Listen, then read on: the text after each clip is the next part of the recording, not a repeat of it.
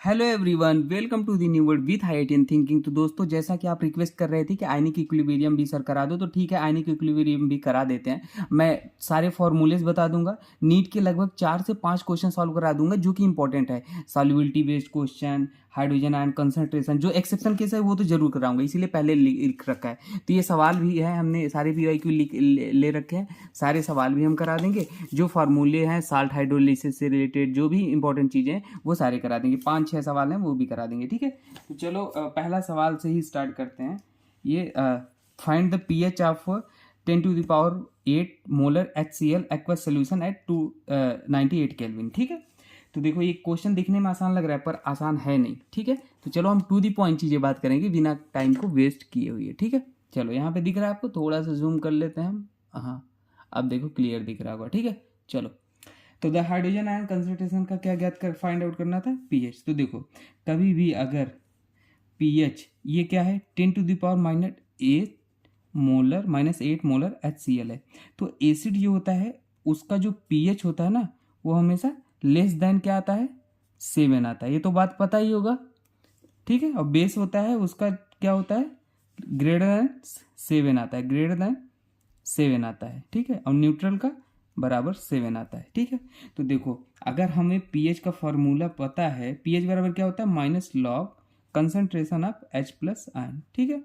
तो अगर आप इस फॉर्मूले में ये वैल्यू डायरेक्ट पुट करोगे, ठीक है, H+ का कंसंट्रेशन है गिवन है ना।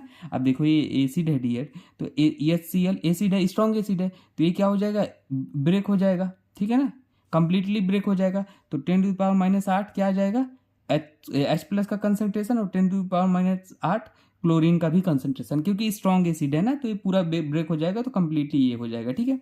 अगर यहीं पे H2SO4 होता तो ये क्या होता, 2H+ और SO4 2 माइनस में ब्रेक होता। तो यहाँ पे अगर 10⁻8 होता तो यहाँ पे क्या हो जाता, 2 इंटू 10⁻8, और यहाँ 10⁻8। ये बेसिक बातें हैं, याद रखना, ठीक है। तो इसलिए हमने कंसंट्रेशन क्या लिख देंगे, 10⁻8, ठीक है, 10⁻8। अब हमें फार्मूला पता है, log A⁴ बराबर क्या होता है, तो बी इधर आता है, आगे आता है log A होता है। तो देखो, log A 10 हो गया और ये B हो गया, तो -8, और यहाँ माइनस पहले से था, ठीक है। और log क्या हो जाएगा, 10 हो जाएगा, तो -+8 इंटू log 10 की वैल्यू 8 आ जाएगा। लेकिन ये पीएच गलत हो जाएगा। क्यों गलत हो जाएगा, क्योंकि एसिड का जो पीएच होता है वो लेस देन 7 आना चाहिए, यहाँ पे 8 आ रहा है, तो ये गलत हो जाएगा। तो अगर कभी भी ऐसा केस आता है कि एसिड का कंसंट्रेशन क्या आ जाता है, ग्रेटर देन, मतलब पीएच क्या आ जाता है, ग्रेटर देन 7 आ जाता है, तो आप याद कर लेना, जो पीएच निकालोगे ना, जो H+ लिखते हो, H+ नेट लिखोगे कंसंट्रेशन ना, ये तो होगा ही 10⁻8 जो गिवन होगा, साथ साथ में वाटर का भी कंसंट्रेशन ऐड कर लोगे 10⁻7। ये हमेशा याद रख लेना, ठीक है, अगर ऐसा आता है तो। और हम एक्सेप्शन भी ट्रिक भी बताएंगे डायरेक्ट, टेंशन मत लो। तो यहाँ क्या हो जाएगा, 8×7 क्या हो जाएगा, 15 हो जाएगा, ठीक है, 8×7 15 हो जाएगा। तो यहाँ पे 10⁻8, ठीक है। और ये हमारा पावर क्या हो जाएगा, इसे हम सब कॉमन करके करते हैं, कॉमन कर लेंगे, ठीक है। कैसे करेंगे बताता हूँ मैं, देखो देखो यहाँ बताता हूँ। 10⁻8 कॉमन कर लिए, तो कॉमन करने पे 1 हो जाएगा, कट जाएगा ना। और यहाँ पे 10⁻7 डिवाइड बाई 10⁻8 ये हो जाएगा, ठीक है। तो फर्दर जब इसे सॉल्व करोगे 10⁻8, और जब इसे सॉल्व करोगे तो क्या है, इतना इतना कट जाएगा, तो ये हमारा क्या हो जाएगा, ऊपर चला जाएगा, ठीक है।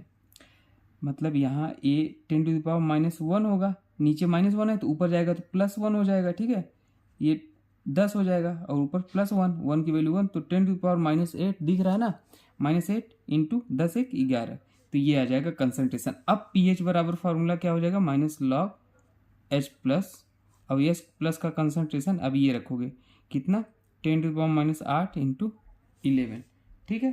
तो अब ये रखोगे और हमारा क्या क्या आ जाएगा, ये आ जाएगा, पीएच ऐसे निकल जाएगा, ठीक है। बाकी हमें फॉर्मूले में केवल पूछा था क्या, H+ का कंसंट्रेशन, तो H+ का कंसंट्रेशन कितना, 10⁻8 इंटू 11, ये आंसर हो जाएगा, ठीक है। तो ये हमारा आंसर हो जाएगा। कोई दिक्कत, कोई दिक्कत नहीं। चलो अगला सवाल करते हैं, ठीक है। अच्छा क्वेश्चन था, तो इसलिए पीएच तो नॉर्मल केस वाला तो सब निकाल लेते हैं, तो हमने सोचा थोड़ा सा अलग कर लेते हैं, और पीवाईक्यू भी था। चलो ये क्वेश्चन सॉल्व करते हैं। PH of 0.01 molar NaOH aqueous solution. तो NaOH क्या है, NaOH एक स्ट्रॉन्ग बेस है, तो स्ट्रॉन्ग बेस भी कंप्लीटली ब्रेक हो जाएगा, ठीक है। तो फिर ये 0.01 मोलर था, तो ये भी हमारा 0.01 मोलर हो जाएगा, और यहाँ पे हमारा क्या हो जाएगा 0.01 मोलर। जो स्ट्रॉन्ग होता है तो 1 मोलर हो जाता है, ठीक है। अब हमें क्या पूछा था, पीएच पूछा था, तो OH हम यहाँ गिवन OH, तो हम POH, अगर EH होता तो PH लिखते, OH का कंसनट्रेशन पता है तो POH लिखेंगे, तो POH बराबर minus log OH concentration of OH minus, ठीक है। फिर इसे वैल्यू पुट कर दोगे माइनस लॉग, और ये क्या हो जाएगा 1.0 इंटू 10⁻², ठीक है। अब इसे सॉल्व करेंगे तो ये कितना आ जाएगा हमारा, 2 को हम इधर ले आएंगे, ठीक है ना, 2 को हमारा इधर आ जाएगा, तो POH बराबर क्या हो जाएगा, POH बराबर 1 लिखो या नहीं लिखो, 1 की क्या ही वैल्यू है, तो ये वही A⁻B बाहर आ जाएगा, तो माइनस माइनस प्लस होगा, POH बराबर 2 आ जाएगा, ठीक है।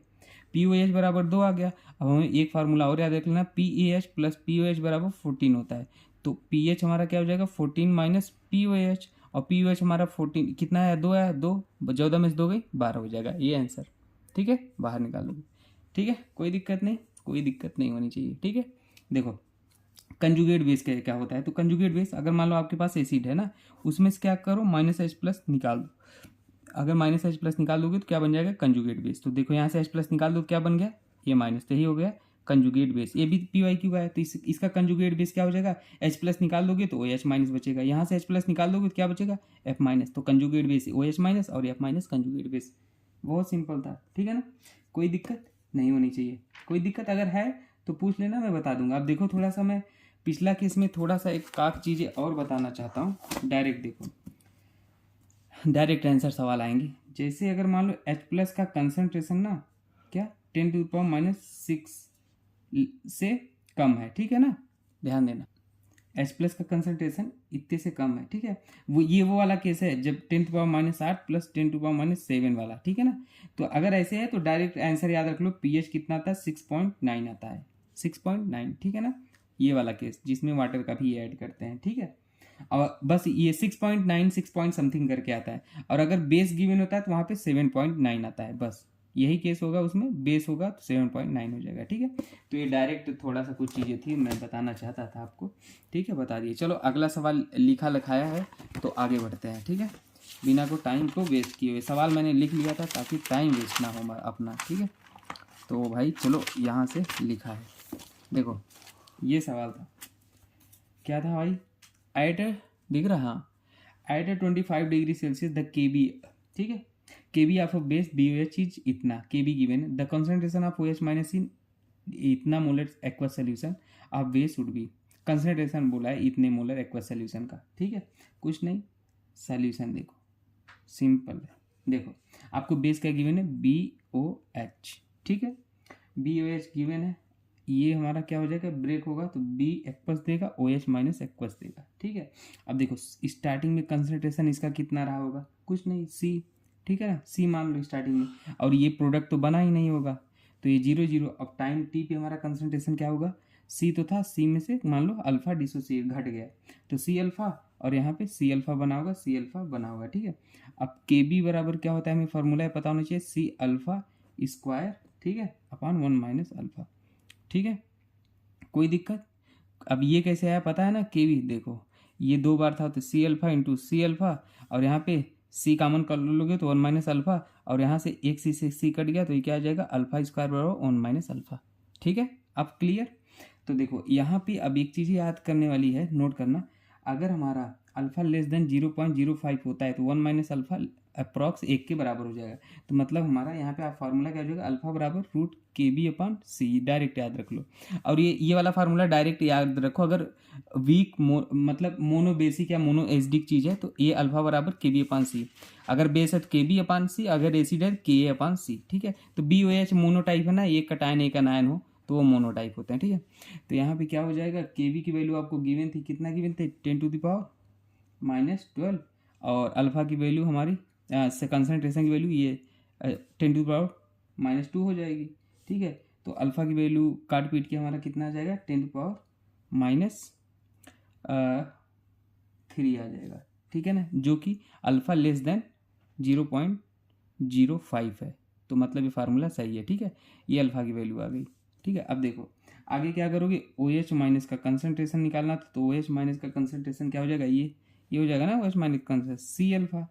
अब C हमें पता था कितना 10⁻², अल्फा हमने निकाल लिया यहाँ से 10⁻3, तो ये हमारा 10⁻5 आंसर आ गया। ठीक है, मोलर OH माइनस का कंसनट्रेशन नहीं तो पूछा था। ठीक है, कोई दिक्कत नहीं, बहुत ही आसान क्वेश्चन है, सिंपल कुछ नहीं। अगर कहीं दिक्कत हो कमेंट में पूछना, ये तो मैं रिवीजन करा रहा हूँ तो इसलिए थोड़ा जल्दी जल्दी शायद बता रहा हूँ, पर डाउट होगा तो मैं बताऊँगा फिर से। ठीक है, टेंशन मत लेना। देखो और pH ऑफ इतना, ये बोला था pH ऑफ कितना, pH ऑफ सैचुरेटेड सोल्यूशन 5.5 नहीं है, सैचुरेटेड सोल्यूशन लिखने में थोड़ा सा आलस आ रही थी तो शॉर्ट में लिख दिया। pH of saturated solution of calcium hydroxide इतना 9 है। द KSP ऑफ COH ना, KSP पूछा था, तो देखो CaOH ट्वाइस का KSP पूछा था, तो इसको ब्रेक करोगे तो 2OH माइनस में ब्रेक हो जाएगा। ठीक है, यहाँ पे सॉल्युबिलिटी यस है, इसका भी यस है, यहाँ पे 2 है तो 2S। ठीक है, ऐसे लिख लोगे। अब देखो KSP बराबर क्या लिखोगे, KSP बराबर कंसनट्रेशन ऑफ Ca2+, इसका स्टोइकियोमेट्री 1 है तो पावर 1, कंसनट्रेशन ऑफ ये 2S, यहाँ की स्टोइकियोमेट्री 2 है तो पावर 2। ठीक है, अब देखो pH कितना गिवन हमें, pH हमें गिवन है इसका pH ऑफ सैचुरेटेड सॉल्यूशन 9। ठीक है, तो pH की हेल्प से हम क्या निकाल लेंगे, POH निकाल लेंगे। कैसे, 14 - 9 बराबर 5 आ जाएगा POH। ठीक है ना, अब 5 आ गया तो अब देखो, अब हम OH माइनस का कंसनट्रेशन क्या हो जाएगा, 10⁻⁻⁻ POH मतलब -5 हो जाएगा मोलर। ठीक है ना, ये वो से अल्टरनेट जैसे P हमें बताया ना, POH बराबर क्या होता है, -log 10 कंसनट्रेशन OH माइनस, तो OH माइनस निकालोगे तो 10⁻⁻ POH हो जाएगा। ये डायरेक्ट फार्मूला है, बेसिक वाले याद रखना।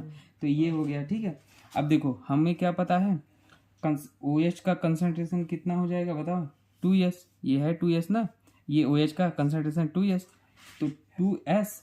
अब देखो 2S मतलब क्या हो गया, ध्यान देना, 2S बराबर हमारा OH का कंसनट्रेशन है कितना, 10⁻⁻5, तो S बराबर 10⁻⁻5/2, तो ये S आ गया। अब हम KSP निकाल लेंगे। अब देखो KSP बराबर क्या हो जाएगा, ध्यान देना, यहाँ पे क्या था, S था, ये कैल्शियम हाइड्रोक्साइड का निकालना है KSP ना, तो S into 2S to power ये स्टोइकियोमेट्रिक कोएफिशिएंट स्क्वायर, और यहाँ पे 1 था तो 1। ठीक है, अब S की वैल्यू ये है, और बस 2 दूनी 4 इंटू S क्यूब, S की वैल्यू पुट कर दो, S की वैल्यू ये है, तो हमारा आंसर आ जाएगा जो भी आएगा। ठीक है ना, डायरेक्ट, कोई दिक्कत नहीं, कॉन्सेप्ट समझ गए। चलो आगे बढ़ते हैं। ठीक है, अगला सवाल हम कुछ अच्छा सा भी ले लेते हैं, एक सवाल और, हाँ एक सवाल और लेते हैं बढ़िया। ठीक है, चलो ये भी नीट का ही सवाल, सारे नीट के सवाल करा रहे हैं। मान लो 75 ml 5/m/5 मोलर है, 1/5 HCl। ठीक है, 25 ml, ठीक है, m/5 NaOH है। ठीक है, तो बोला है कि रिजल्टिंग सोल्यूशन का pH बताओ क्या होगा, रिजल्टिंग सोल्यूशन का pH क्या होगा। ये सोल्यूशन मिक्स किए गए हैं। ठीक है, कुछ नहीं, सिंपल है। देखो ऐसे केस में हमारा जो मिली मोल होता है ना, अगर आपको क्या गिवन हो, वॉल्यूम गिवन हो और मोलरिटी गिवन हो, तो m/v बराबर मिली मोल, तो 75 × 1/5 बराबर 15 आ जाएगा HCl के मिली मोल। ठीक है, ऐसे इसके निकालोगे 5 × 50 = 25, 5 मिली मोल आ जाएगा NaOH के। सिंपल, कोई दिक्कत। और ये देखो, अगर एसिड और बेस रिएक्ट करते हैं तो न्यूट्रलाइजेशन रिएक्शन होती है, वहाँ पे साल्ट बनता है और एक वाटर निकलता है। ठीक है, अगर एसिड बेस रिएक्ट करते हैं न्यूट्रलाइजेशन रिएक्शन होती है, साल्ट और वाटर बनता है। ठीक है, अब देखो यहाँ पे हमारा क्या होगा, 5 मिलीमोल HCl के हैं, 5 मिलीमोल NaOH के हैं, तो लिमिटिंग रिएजेंट हमारा कौन होगा, जो कम होगा, ये लिमिटिंग रिएजेंट है, मतलब ये कम्प्लीटली रिएक्ट किया होगा। अगर ये कम्प्लीटली रिएक्ट किया होगा तो हमारा ये 5 मोल रिएक्ट किया हुआ है NaOH का, तो इससे 15 मोल थे HCl के, तो 5 रिएक्ट किया होगा, तो यहाँ कितने बचे होंगे, 10 मोल इसके बचे होंगे। ठीक है, 10 मोल इसके बचे होंगे। ठीक है, इसके 10 मिलीमोल बचे होंगे। अब 10 मिलीमोल क्या है, HCl के हैं, तो HCl स्ट्रॉन्ग एसिड है, तो ये टूट जाएगा इतने में, तो इसका कितना आ जाएगा 10, इसका कितना आ जाएगा 10 मिलीमोल्स ऑफ H+ कितना हो गया, अब मिलीमोल्स ऑफ H+ कितना आ गया, 10 आ गया। ठीक है ना, कोई दिक्कत नहीं। तो अब कंसनट्रेशन ऑफ H+ क्या हो जाएगा, ये मिलीमोल है, H+ की कंसनट्रेशन नहीं है, तो कंसनट्रेशन क्या होता है बताओ भाई, concentration number of moles upon total mole, तो नंबर ऑफ मोल्स H+ कितने हैं 10 अपॉन टोटल मोल कितने थे, देखो वॉल्यूम कितना था 75 और 25 100। ठीक है, 100 हो गया, तो ये कितना हो जाएगा 10 × 10⁻⁻1 मोलर आ गया कंसंट्रेशन ऑफ H+, ठीक है ना। तो कंसंट्रेशन जो होता है वो N/V होता है, मोल अपन वॉल्यूम होता है, ठीक है। ये चीज़ें याद रख लेना। और मिली मोल का फार्मूला ये मोलैरिटी इंटू वॉल्यूम होता है, ठीक है। तो ये हो गया डायरेक्ट, ठीक है। अब आपको तो हमारा रिजल्टिंग सोल्यूशन का जो pH आएगा, ये तो H+ आ गया, pH जो आएगा वो क्या हो जाएगा -log H+ हो जाएगा। तो H+ कितना हो गया हमारा 10⁻⁻1 है, तो 1 इधर आ जाएगा, तो 1 और log 10 की वैल्यू 1, तो pH बराबर 1 आ जाएगा, ठीक है। सिंपल, कोई दिक्कत नहीं। चलो अब फार्मूला रिवाइज कराते हैं आपको, सारे जो भी फार्मूलेज हैं, साल्ट हाइड्रोलिसिस जो भी चीज़ें हैं वो भी रिवाइज करके ख़त्म कर देता हूँ आज आपको, ठीक है। और सारी चीज़ें याद रख लेना। चलो कुछ बेसिक चीज़ें आप आयनिक इक्विलिब्रियम में याद रख लेना। जो स्ट्रॉन्ग एसिड होते हैं ना वो कौन कौन से होते हैं, जैसे H2 कॉमन नॉलेज, कभी आप उलझ जाओ HClO4 पर क्लोरिक एसिड, क्लोरिक एसिड है, पर क्लोरिक में एक ऑक्सीजन लग जाता है, ठीक है। HNHI ये सब स्ट्रॉन्ग है, ठीक है। वीक एसिड कौन कौन से हैं, H2SO3 HClO2 HClO ना, ये वीक एसिड है। और एस्टिक एसिड VCH3COOH ये भी वीक एसिड होता है, ठीक है। और क्या स्ट्रॉन्ग बेस क्या होते हैं, अल्कली मेटल के हाइड्रोक्साइड जो होते हैं सारे स्ट्रॉन्ग बेस होते हैं, ठीक है। और एक स्ट्रॉन्ग BaO2 ये भी क्या होता है स्ट्रॉन्ग बेस होता है, बाकी सब वीक बेस होते हैं। ये अल्कलीन मेटल का बेरियम हाइड्रोक्साइड स्ट्रॉन्ग बेस होता है, बाकी सब वीक होते हैं, ठीक है। बेसिक चीज़ याद रख लेना। अब देखो टेम्परेचर को बढ़ाओगे तो Kw भी बढ़ता है, ठीक है ना। Kw ionisation constant of water, ये डायरेक्टली रिलेशन क्या पता आपको पूछ सकता है, तो ये सब चीज़ें याद रख लेना, ठीक है। अब देखो मैं आपको बता देता हूँ, अगर आपके पास स्ट्रॉन्ग एसिड है और स्ट्रॉन्ग बेस को मिक्स किया जाता है, ठीक है, तो फार्मूला हमारा क्या बनता है, मान लो H+ भी हो सकता है, अगर OH- भी हो सकता है, तो N1V1 ± N2 रिजल्टिंग मिक्सिंग का कंसंट्रेशन तो V1 + V2, ठीक है ना। अब सबसे इंपॉर्टेंट बात, नॉर्मलिटी बराबर क्या होता है, molarity into volume into valency factor. Valency factor क्या होता है, मॉलिक्यूलर वेट डिवाइड क्या होता है वैलेंसी फैक्टर, एक सेकेंड। देखो वैलेंसी फैक्टर कुछ नहीं होता है, जैसे मान लो आपके पास HCl है ना, तो यहाँ से एक H+ निकलेगा तो वैलेंसी फैक्टर इसका क्या हो जाएगा 1 हो जाएगा। आपके पास NaOH है तो इसका वैलेंसी एक OH- तो वैलेंसी फैक्टर 1 हो जाएगा, ठीक है। बाकी वैलेंसी फैक्टर के लिए मोल कौन से पढ़ाएंगे तो उसमें डिटेल में बताएंगे, 4-5 केस बता के, ठीक है। नॉर्मल H2SO4 है तो इसका वैलेंसी फैक्टर 2 H+ निकलेंगे तो 2 हो जाएगा, ठीक है। अब देखो तो ये फार्मूला आप याद रख लेना, ठीक है, कोई दिक्कत नहीं। अब देखो ये प्लस माइनस का क्या सीन है ये बता देता हूँ। अगर मान लो आपके पास एसिड है, दोनों स्ट्रॉन्ग एसिड है तो यहाँ पे प्लस लगा देना, और एक स्ट्रॉन्ग एसिड है एक क्या है स्ट्रॉन्ग बेस है तो वहाँ पे माइनस लगा देना। क्लियर, कोई दिक्कत नहीं होनी चाहिए, ठीक है। अब देखो आगे अगला फार्मूला बताते हैं। अगला फार्मूला हम बताते हैं, मान लो अगर आपके पास weak mono basic acid given हो तो अल्फा बराबर K/C, एसिड के बाद हो तो K/C, ठीक है। और यहाँ पे जो pH का फार्मूला आ जाएगा 1/2 pKa - log C, ठीक है। क्या अगर वीक मोनोबेसिक एसिड गिवन हो तो जैसे HA तो एक का नाइन है तो ये मोनोबेसिक एसिड है, ठीक है, याद रख लेना। अब ध्यान देना, अब हमने क्या बोला, pH of mixture of 2 weak acid, ठीक है, 2 वीक एसिड 2 वीक एसिड। अगर आपके पास क्या है वीक एसिड है या वीक बेस है, ठीक है, मिक्सचर उनका मिक्सचर का pH बताना है, तो H+ बराबर क्या हो जाएगा Ka1, ठीक है, C1 + Ka2 C2। अगर 2 एसिड है तो K1 K2 हो जाएगा और C1 × C2 H+, ठीक है, सीधे याद रख लो, कोई दिक्कत नहीं। अब देखो अगला case, pH of amphiprotic spaces,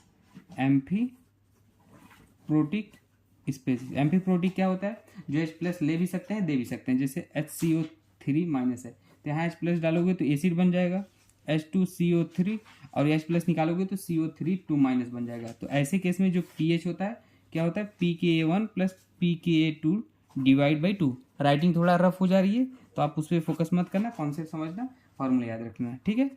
तो ये मैं लिख दिया SCO3 minus H2CO3 CO3 2 minus carbon है, ठीक है, याद रखना। अब साल्ट हाइड्रोलिसिस के फार्मूले लास्ट में बता देता हूँ, फिर खत्म हमारा आयनिक इक्विलिब्रियम। और आपके एग्जाम के लिए ऑल द बेस्ट, ठीक है, अच्छे से एग्जाम दीजिएगा, कोई टेंशन मत लीजिएगा, ठीक है, क्योंकि मैं आपको कुछ इंपॉर्टेंट बात एग्जाम से रिलेटेड वही बताना चाहता हूँ। एग्जाम में पैनिक मत होना। अगर ऑफलाइन एग्जाम दे रहे हो तो अगर मान लो पहला दूसरा क्वेश्चन नहीं आता है तो टेंशन घबरा मत जाना कि अरे अब तो मुझे आया ही नहीं, अब मैं क्या करूँ। 2 क्वेश्चन 3 क्वेश्चन 5 क्वेश्चन नहीं आए, कोई बात नहीं, अगला क्वेश्चन जो आएंगे ना वो आएंगे। तो पैनिक नहीं हो जाना, आराम से कूल माइंड से करना। अगर क्वेश्चन कठिन है तो सबके लिए कठिन है, ये याद रखना, तो आराम से करना, ठीक है ना। ऐसा नहीं शुरू क्वेश्चन नहीं आया तो हमारे ये मत बोल देना बोहनी ही नहीं हुआ हमारे क्वेश्चन का सही, ठीक है, तो ऐसा नहीं करना, कोई दिक्कत नहीं, ठीक है। चलो KH बराबर क्या हो जाएगा, वीक एसिड और स्ट्रॉन्ग बेस है, क्या हो जाएगा KW/KA, ठीक है, KW/KA, कोई दिक्कत नहीं।